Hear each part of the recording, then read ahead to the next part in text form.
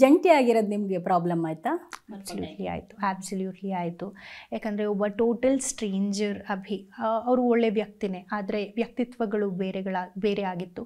ಅವರು ಜೀವನ ನೋಡೋ ರೀತಿಯೇ ಬೇರೆ, ನಾನು ಜೀವನ ನೋಡೋ ರೀತಿಯೇ ಬೇರೆ, ಅವ್ರ ಡಿಸಿಷನ್ ಮೇಕಿಂಗೇ ಬೇರೆ, ನನ್ನ ಡಿಸಿಷನ್ ಮೇಕಿಂಗೇ ಬೇರೆ, ಅವರ ಹ್ಯಾಬಿಟ್ಸೇ ಬೇರೆ, ನನ್ನ ಹ್ಯಾಬಿಟ್ಸೇ ಬೇರೆ. ಹಾಗಾಗಿ ಸ್ಟ್ರೆಸ್ ಆದರೆ ಅವ್ರು ಅದನ್ನು ರಿಲೀವ್ ಮಾಡ್ಕೊಳ್ಳೋ ರೀತಿ ಬೇರೆ, ನಾನು ರಿಲೀವ್ ಮಾಡ್ಕೊಳ್ಳೋ ರೀತಿ ಬೇರೆ. In between all of it ಒಂದು ವಾರ ಹೊಸದಾಗಿ ಹೋದಾಗ ಆ ಮನೆಗೆ ಅಡ್ಜಸ್ಟ್ ಆಗೋದಕ್ಕೆ ಒಂದು ವಾರ ಆಗ್ಬಿಡತ್ತೆ. ಹೊಸ ಪ್ಯಾಟರ್ನ್, ಸ್ಲೀಪ್ಲೆಸ್ ಟೈಮಿಂಗ್ ಇರುತ್ತದೆ ನಮಗಿನ್ನ. ಆ ಸ್ಲೀಪ್ ಟೈಮಿಂಗ್ಸ್ ಅಡ್ಜಸ್ಟ್ ಆಗಿರಲ್ಲ. ಊಟ ತಿಂಡಿದು ನಾವು ಟಾಸ್ಕ್ ಆಡಿ ಗೆದ್ದು ನಮಗೆ ಬಜೆಟ್ ಬಂದು ಆಮೇಲೆ ಫುಡ್ ಮಾಡ್ಕೋಬೇಕಾಗುತ್ತೆ. ಅಷ್ಟೆಲ್ಲ ಚಾಲೆಂಜಸ್ ಇರುತ್ತೆ. ಅದೇ ಚಾಲೆಂಜ್ ಮಧ್ಯೆ ಈ ಜಂಟಿ ಅಂತ ಕೊಟ್ಬಿಟ್ರೆ ಮೇಯ್ನಾಗಿ ಹುಡುಗಿ ವರ್ಕ್ ಆಗುತ್ತೆ. ಗಿಲ್ಲಿದು since he is not the serious type of person, ಅವರು ಎಲ್ಲದನ್ನು ಹ್ಯೂಮರಸ್ ಆಗಿ ತೊಗೊಂಡು ಜೆನ್ಯೂನ್ಲಿ ಕೇರ್ ಮಾಡ್ತಾರೆ ಕಾವ್ಯಂಗೆ. ಸೊ ಅದು ಕಾವ್ಯಂಗೆ ಒಂದು ಕಂಫರ್ಟ್ ಝೋನ್ ಕೊಡ್ತು, ನಮ್ಮೋರು ಅನ್ನೋ ಫೀಲಿಂಗ್ ಕೊಡ್ತು. ಇಲ್ಲಿ ಅಭಿದು ನಂದು ಏನಾಯಿತು ಅಂದರೆ, ನಾನೇನಿದ್ರು ನೇರ ಹೇಳೋಳು, ನನಗಿಷ್ಟ ಆಯಿತು, ನನಗಿಷ್ಟ ಆಗಿಲ್ಲ ಅಷ್ಟೇ. ಅದನ್ನು ನಾನು ಕಂಟಿನ್ಯೂ ಮಾಡ್ಕೊಂಡು ಬರಲ್ಲ. ಅಭಿದು ಗುಣ ಏನಂದರೆ ಒಪಿನಿಯನ್ ಹೇಳಿಬಿಡ್ತಾರೆ, ಆಮೇಲೆ ನನಗೆ ಆ ಕ್ಷಣಕ್ಕೆ ಅನ್ನಿಸ್ತು ಹಂಗೆ ಹೇಳಬಾರ್ದಿತ್ತು ಅಂತ ಡಬಲ್ ಥಿಂಕ್ ಮಾಡ್ತಾರೆ. ಸೊ ಅದೆಲ್ಲೋ ಡಿಸಿಷನ್ ಮೇಕಿಂಗಲ್ಲಿ ಪ್ರಾಬ್ಲಮ್ ಆಯಿತು. ಟಾಸ್ಕ್ ಆಡೋದ್ರಲ್ಲಿ ಒಂದು ಜಂಟಿ ಕೂರಬೇಕಿತ್ತು, ಒಂದು ಜಂಟಿ ಆಡಬೇಕಿತ್ತು. ಸೊ ಅಭಿ ಆಡಿದಾಗ ನಾನು ಆಡೋಕ್ಕಾಗ್ತಿರ್ಲಿಲ್ಲ. ಎದುರುಗಡೆ ಧನು ಬರ್ತಿದ್ದರಿಂದ ಅಭಿನೇ ಕಳಿಸ್ಬೇಕಾಗಿತ್ತು ನಮ್ಮ ಕಡೆಯಿಂದ. ಸೊ ಫಸ್ಟ್ 2 ವೀಕ್ಸ್ ನಾನು ಟಾಸ್ಕೇ ಆಡೋದಕ್ಕಾಗಿಲ್ಲ. ಸ್ವಿಮ್ಮಿಂಗ್ ಪೂಲ್ ಟಾಸ್ಕು ಮತ್ತು ಅದು ರೋಪ್ ಟಾಸ್ಕ್ ಬಿಟ್ಟರೆ ಇನ್ಯಾವುದು ಟಾಸ್ಕೇ ಆಡಿಲ್ಲ. ಜಂಟಿ ಲಿಟ್ರಲಿ ತುಂಬ ನನಗೆ ಮೇಯ್ನಾಗಿ ತುಂಬ ಕಷ್ಟ ಆಯಿತು. ಅಂದರೆ ಅವ್ರು ಕಷ್ಟ ಕೊಟ್ಟರು ಅಂತಲ್ಲ, he did his best. First week ತುಂಬ ಒಳ್ಳೆ ಫ್ರೆಂಡ್ ಆಗಿದ್ದರು ಅಭಿ. ಸೆಕೆಂಡ್ ವೀಕ್ ಒಪಿನಿಯನ್ಸ್ ಬದಲಾಗಿದ್ದರಿಂದ, ನನ್ನ ಒಪಿನಿಯನ್ ನಾನು ಅಪ್ ಫ್ರಂಟ್ ಹೇಳ್ತಿದ್ದರಿಂದ ಅವ್ರಿಗೆಲ್ಲೋ ಅದು ಡಿಸಗ್ರಿಮೆಂಟ್ ಆಗ್ತಿತ್ತು.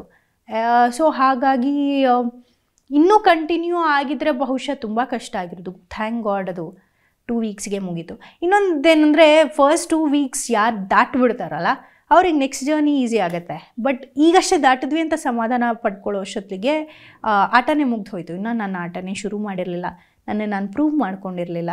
ಜನ ನಾನು ಟಾಸ್ಕ್ ಹೇಗೆ ಆಡ್ತೀನಿ, ಯಾವುದಾದ್ರೂ ಡಿಫಿಕಲ್ಟ್ ಕಂಡೀಷನ್ ಬಂದರೆ ಹೇಗೆ ಅದನ್ನು ಫೇಸ್ ಮಾಡ್ತೀನಿ, ಆ್ಯಂಡ್ ಲೀಡರ್ಶಿಪ್ ಕ್ವಾಲಿಟೀಸ್ ನನ್ನಲ್ಲಿ ಹೇಗಿದೆ ಅಥವಾ ಬೇರೆ ಯಾರಲ್ಲೂ ಹೇಗಿದೆ, ಅದೆಲ್ಲ ನೋಡಿ ನಿರ್ಧಾರ ಮಾಡಿದ್ಮೇಲೆ ಗೆಲ್ಸೋದು. ನೋಡ್ದೇ ಇದ್ದರೆ ನಿಮಗೆ ಹೇಗೆ ಗೊತ್ತಾಗುತ್ತೆ ಅಲ್ವಾ? ಸೊ ನನ್ನನ್ನು ಕೇಳಿದರೆ ಇನ್ನೊಂದು ವಾರ ಅಟ್ಲೀಸ್ಟ್ ಇದ್ದಿದ್ದರೆ ಅಶ್ವಿನಿ ಗೌಡಾಲ ಆ್ಯಶ್ ಒಂದು ಮನೆಯಲ್ಲಿ ಡಿಫ್ರೆನ್ಸ್ ಮಾಡಿರ್ತಿದ್ಲು. ಆಪರ್ಚುನಿಟಿ ಸಿಕ್ಕಿಲ್ಲ ಅಷ್ಟೇ. ಓಕೆ, ಕೆಲವೊಂದು ಕಡೆ ಬೇಜಾರಾಗುತ್ತಾ ಲೈಫಲ್ಲಿ? ಸ್ವಲ್ಪ ಸ್ಟ್ರಗ್ಲಿಂಗು ಆರಂಭದಲ್ಲಿ, ಆಮೇಲೆ ಸ್ಟ್ರಗಲ್ ಮಾಡಿ ಆಮೇಲೆ ಒಂದು ಒಳ್ಳೆಯದು ಸೀರಿಯಲ್ ಸಿಕ್ತು, ಅದ್ರ ಮೂಲಕ ಮುದ್ದುಲಕ್ಷ್ಮಿ ಆದ್ರಿ. ಅದಾದಮೇಲೆ ಬಿಗ್ ಬಾಸು, ಅದ್ರ ಮಧ್ಯದಲ್ಲಿ ಒಂದಿಷ್ಟು ಸೀರಿಯಲ್ಲು. ಬಿಗ್ ಬಾಸಿಂದನೂ ತುಂಬ ನೀವು ಹೇಳಿದ್ರಿ, ಆವಾಗ ಕ್ಲಾರಿಟಿ ಕೊಟ್ಟಿದ್ದೀರಾ, ನಮ್ಮ ಪದೇ ಕೇಳಲ್ಲ, ನನಗೆ ಬೇಜಾರಿಲ್ಲ, ಓಕೆ ಜನ ಪ್ರೀತಿನೇ ನನಗೆ ಮುಖ್ಯ ಅಂತ ಹೇಳಿದ್ರಿ. ಇದೆಲ್ಲ ಸವಾಲುಗಳು, ಒದ್ದಾಟಗಳು ಎಲ್ಲ ನೋಡಿದಾಗ ನಿಮಗೆ ಲೈಫು ತುಂಬ ಸ್ಟ್ರಗ್ಲಿಂಗು, ತುಂಬ ಕಷ್ಟಪ್ಪ ಅಂತ ಅನಿಸುತ್ತಾ? ಎಲ್ರಿಗೂ ಲೈಫ್ ಒಂದೇ ಥರ ಇರಲ್ಲ. ನಿಮ್ಗೊಂಥರ ಇರುತ್ತೆ, ನಂಗೊಂಥರ ಇರುತ್ತೆ. ಬಹುಶಃ ಕೆಲವೊಬ್ಬರಿಗೆ ಬ್ಲೆಸ್ಸಿಂಗ್ಸ್ ಅಂತಾರಲ್ಲ, ಈಸಿ ವೇನಲ್ಲಿ ಸಿಕ್ಬಿಡತ್ತೆ. ಕೆಲವೊಬ್ಬರಿಗೆ ಸ್ಟ್ರಗಲ್ ಮಾಡ್ದಿರೋ ಜೀವನದಲ್ಲಿ ಏನೂ ಸಿಗಲ್ಲ. ಸ್ಟ್ರಗಲ್ ಮಾಡಲೇಬೇಕಾಗತ್ತೆ. ಪ್ರತಿದಿನ ಅವ್ರನ್ನವರು ಪ್ರೂವ್ ಮಾಡಬೇಕಾಗತ್ತೆ. ಅವ್ರ ಬ್ರೈನ್ ವರ್ಕ್ ಮಾಡ್ತಾನೆ ಇರಬೇಕಾಗತ್ತೆ. ಅವ್ರಿಗೆ ಚಾಲೆಂಜಸ್ ಜಾಸ್ತಿ ಬರ್ತಾನೆ ಇರುತ್ತೆ. ಸೊ ಕಲರ್ಸ್ ಕನ್ನಡ ಜೊತೆ ಇದು ನನ್ನ ಮೊದಲ ಪಯಣ. ಕಲರ್ಸ್ ಕನ್ನಡ ಜೊತೆ ನಾನು ವರ್ಕೇ ಮಾಡಿರಲಿಲ್ಲ.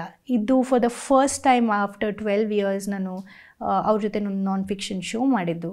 ಸೊ ಅವರಿಗೆ ಅಶ್ವಿನಿ ಏನು ಅಂತ ಪರಿಚಯ ಇಲ್ಲ, ಅವರಿಗೂ ನಾನು ಹೊಸಬ್ಳು. ಸೊ ಹಾಗಾಗಿ ಅವರ ನಿರ್ಧಾರ ಅವ್ರು ತೊಗೊಂಡಿದ್ದಾರೆ. I am sure end of the day Bigg Boss ಹೋಗಿ ಬಂದ ಮೇಲೆ ತುಂಬ ಪಾಸಿಟಿವ್ ಇಂಪ್ಯಾಕ್ಟ್ಸೇ ಆಗುತ್ತೆ ಅಂತ ನಂಬಿದ್ದೀನಿ. ಅದೇ ದಾರಿನಲ್ಲೇ ಮುಂದೆ ಹೋಗೋಣ. ಕೆಲಸ ಬಂದೇ ಬರುತ್ತೆ, ಕೆಲಸ ಸಿಕ್ಕೇ ಸಿಗುತ್ತೆ ಖಂಡಿತವಾಗ್ಲೂ. ಆದರೆ ಅದು ಸಿಗೋ ಇನ್ ಬಿಟ್ವೀನ್ ಬ್ರೇಕಲ್ಲಿ ನಮ್ಮನ್ನು ನಾವು ತಾಳ್ಮೆಯಿಂದ ಸರಿ ದಾರಿನಲ್ಲಿ ಪ್ರಿಪೇರ್ ಮಾಡ್ತಾ ಹೋದರೆ I am sure will crack any problem.